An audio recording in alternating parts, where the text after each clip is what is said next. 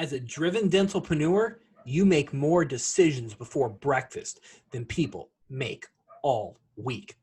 But are you making those decisions in a thoughtful way? Welcome to Secrets of the Super Rich Friday. I'm Tim McNeely. I'm your host, and today we're going to bring down the strategies from the most successful entrepreneurs and their family offices so you can accelerate your success and build an amazing life of significance where you can take care of the people you love, support the causes you care about, and change the world for the better. Congratulations for tuning in today. And by the time this short video is over, you're going to know how to make even better decisions based on careful consideration. You're going to have insights into 3 techniques that you can use. You can walk away right away and use these the next time you face a decision in your dental service organization, in your practice, when you're trying to take on a new project. You're going to have 3 techniques that you can use. But more importantly, you're going to feel confident the next time you have to think about a big decision. Let's go ahead and get started. So making decisions is a challenge that every single one of you have, right? You make decisions all the time, but a relatively small number of accomplished entrepreneurs and accomplished entrepreneurs really have what it takes to think through and make those thoughtful decisions. In fact, the research shows that many people just kind of shoot from the hip. Well, we don't want you to do that. We want you to gain a solid grasp so you can make some really, really good decisions. So let's dive in and take a look at how you can do that. And we're going to start by talking about what's called a force field analysis. Force field, what the heck is a force field? Well, use the force, as Luke Skywalker would tell you. And a force field technique, the aim of this technique is really something you can use in the early stages of a business endeavor. It's something where you as the owner and your team can really list the forces that are in favor of your decision, of the action that you're trying to take, and you can list the forces that are opposed to your problem or your goal. And what does this look like in actuality, right? You want to start by clearly defining the problem. You see, force field analysis is going to help you see the differing aspects and the different things that may be attacking that decision, things that are for the decision, things that are against that decision. And the methodology that we break down is, right, number 1, clearly define what you're trying to think through. From there, you as the business owner or your team, you can brainstorm those specific forces that are going to impact the problem or the goal. And you're going to want to create 2 lists, right? Create 2 lists.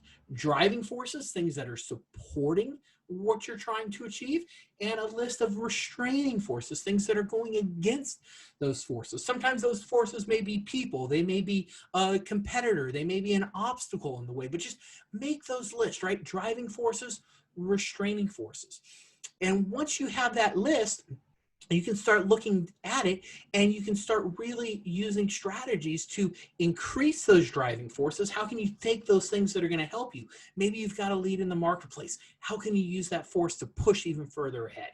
And how can you decrease those restraining forces? Maybe you've got some team members that aren't aligned. How can you decrease those restraining forces? So that's the force field analysis. Real simple, real easy. Make a list, driving forces, restraining forces. The next thing that you can use to make really, really thoughtful business choices is a SWOT analysis. Most of you may be familiar with this. A SWOT analysis is your strengths, your weaknesses, your opportunities, and your threats. Well, so how do you do this, right? How do you do a SWOT analysis? Real simple. Using this approach, once again, you and your team, you're going to sit down, you're going to list your company's strengths. What are you really good at? Where do you stand out? What does your DSO do awesome? Then you want to look at your weaknesses. What are those weaknesses? What are you not doing so well? Then you want to look at the opportunities that are out there for your organization and also those threats in the external environment that could potentially impact your ability to reach your goals. The SWOT analysis, really, really easy to interpret, really powerful tool. I've done these myself in my business, and I always learn something new when I work through a SWOT analysis. So, right, once again, specify the goal. What are you trying to do? And then you really want to put together that SWOT analysis matrix. And that matrix is going to look like you've got your strengths, your weaknesses, your opportunities, and your threats, and just list those.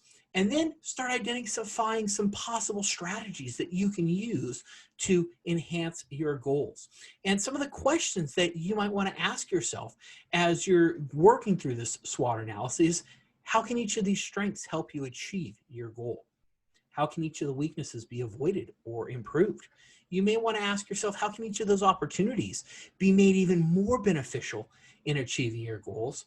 And then lastly, how can those threats be avoided or minimized? So that's the second technique. You can use the force, you can do a SWOT analysis. And then lastly, this one's going to sound a little funny, but you want to look at the pros, cons, faults, and fixes techniques. What the heck does that even mean, Tim?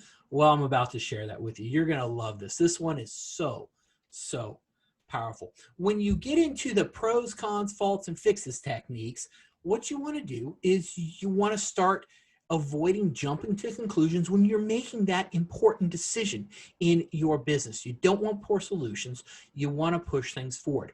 And the reason this methodology is so powerful for you is by listing the pros and listing the cons. You can really start doing a deep dive.